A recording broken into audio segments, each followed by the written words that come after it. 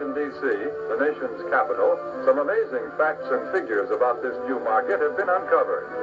For a first-hand report, we would like to take you directly to the United States Department of Commerce to hear this story from the Secretary of Commerce himself. Here is the Honorable Sinclair Weeks, the Secretary of Commerce of the United States. In the Department of Commerce, we are constantly alert to trends that mean a healthier national economy, better business for the nation as a whole.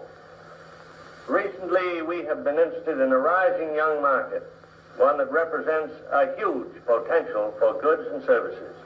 I'm referring to the new Negro market. The tremendous buying power of this group is backed, of course, by an increased earning power. The average Negro family's income is at a record high. In fact, since 1939, it has increased more than the average income of all. Me and 30% goes to you. Now she looked at me and she said, no, 70% goes to me, Pearl, and 30% goes to me, Sarah Garvey. And that's when I started scratching my head. And I said, hang on a minute. So are you telling me that's a high-end contract for you? She said, yes. And I said, so are you saying that Just Petty Things Network has other people on low-end contracts? She said, yes. I said, King Riches and Auntie Jenny? She said, yes. I said, what's the low end? She said, it's 10 to 15%. And this is why King Riches is caping and grasping onto that platform. King Riches is at home right now like...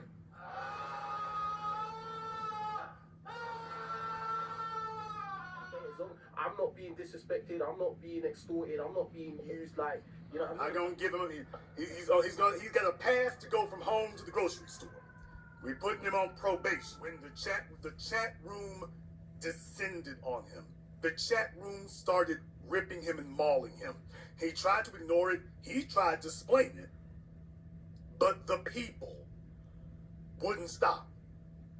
So he had a couple of days to consider whether or not he wanted to go down with the Pearly ship, and he decided to put out a video saying that he was holding her accountable.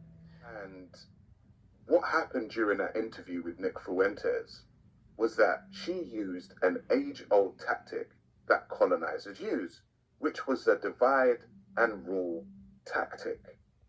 She pitted African Americans versus Africans when she spoke about how hard Africans work compared to how hard African Americans work. And she also used the term, my Africans. A lot of people, they're coming out and saying stuff along the lines of, oh yeah, you can't say nothing because Pearl's your boss and blah, blah, blah. I've always been able to say what I want on my channel, and that is just being consistent and constant. They're on the South Lawn of the White House right now. And your way look just like you. Well, I'm not pro-black, though. It doesn't matter. See what I'm saying? He said, fuck that, we're not promoting these black women, and he cut it out. Loyal to Pearl. Nigga, you just hating, feel me? Let's get it. Hey, us Italians don't claim you.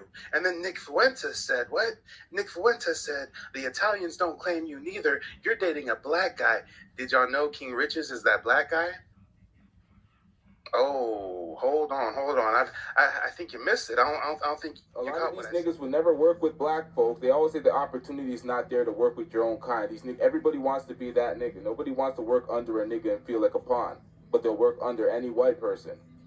And then the black women work together and they come up, and then these niggas is jealous at these black women. Oh, your PhDs, your X, Y, and Z. Nah, they're working together and they're getting it out the mud.